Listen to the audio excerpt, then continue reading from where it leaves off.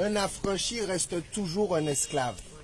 Car la première abolition date de 1794, 5 ans après la déclaration des droits de l'homme blanc par les Français. Preuve de ce que nous n'étions pas concernés par les droits de l'homme pour les Blancs.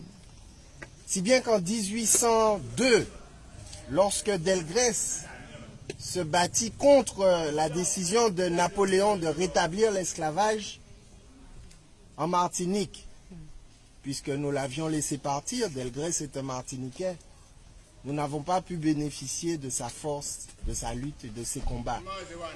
Alors les Blancs ont imaginé un stratagème pour maintenir l'esclavage. Ils sont passés à l'anglais, car les Blancs de Martinique n'ont pas de patrie, à part peut-être la Martinique esclavagisée.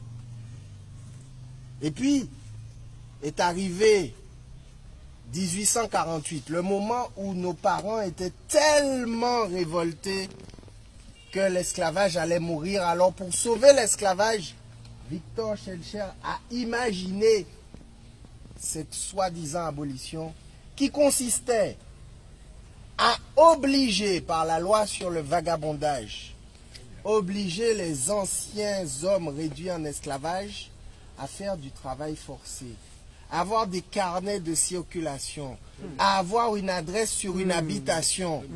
Et la case qu'ils occupaient gratuitement quand ils étaient réduits en esclavage leur devenait un domicile en location. Ils devaient travailler obligatoirement, mais également leurs enfants, malgré l'école publique gratuite en principe. Elle n'était pas si gratuite que ça. Mais les Blancs sont tellement forts qu'ils ont imaginé nous faire admirer et adorer Victor Schœlcher. Et même ils ont réussi à le mettre ici. Ah, les Blancs sont forts. Trop forts. Alors qu'il est le père, l'inventeur de l'esclavage moderne. Et que dans l'article 5 du décret d'abolition du 27 avril 1848, il a posé le principe de la réparation. Car du mal a été fait et il fallait le réparer. Mais quelle était sa conception du mal?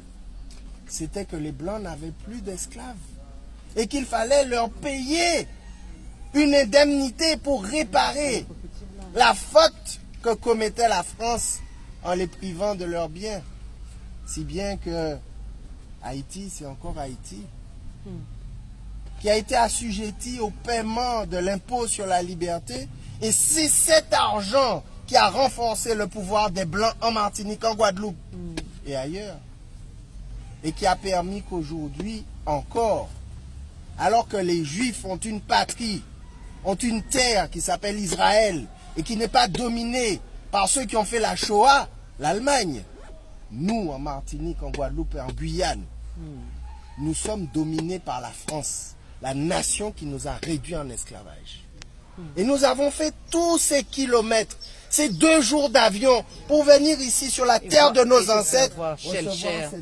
C'est quoi ça? Continuez.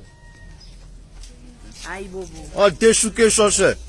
D'autant plus, pour rajouter ce que Daniel dit, en fait, Schœlcher, en fait, était